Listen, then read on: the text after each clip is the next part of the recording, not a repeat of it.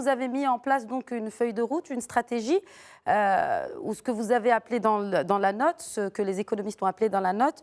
Strategic Partnership in Value Chain. En fait, un partenariat stratégique des chaînes de valeur. Qu'est-ce que c'est d'abord et en quoi consiste justement le rôle du Maroc dans ce changement de paradigme?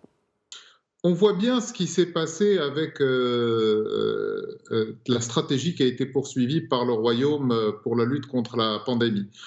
Aujourd'hui, le Maroc bip sur les radars mondiaux de par le leadership exemplaire qui a été impulsé par Sa Majesté en impliquant le principe de précaution au maximum, mais en montrant également que des pays du Sud étaient en capacité de pouvoir produire plusieurs millions de masques par jour en réorientant une partie de leur économie, que des ingénieurs marocains étaient en capacité de pouvoir travailler ensemble, notamment dans le secteur aéronautique, pour fabriquer des respirateurs. Et donc cette impulsion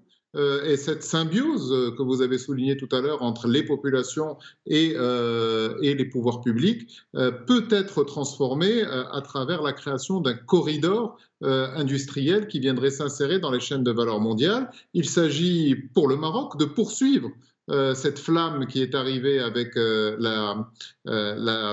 pédagogie de la lutte contre le Covid, en expliquant à nos partenaires internationaux qu'aujourd'hui nous faisons partie de la solution et que le seul chemin qui est devant nous est celui du partage de la valeur et de la coémergence, et que les pays du Sud ne peuvent plus être que des pays sur lesquels on va reporter des travaux à faible valeur ajoutée ou dans lesquels le coût du travail constitue un avantage compétitif essentiel. La réalité, c'est qu'un certain nombre de pays du Sud, dont le Maroc, sont les futurs dragons et sont en train de se réveiller et de se révéler.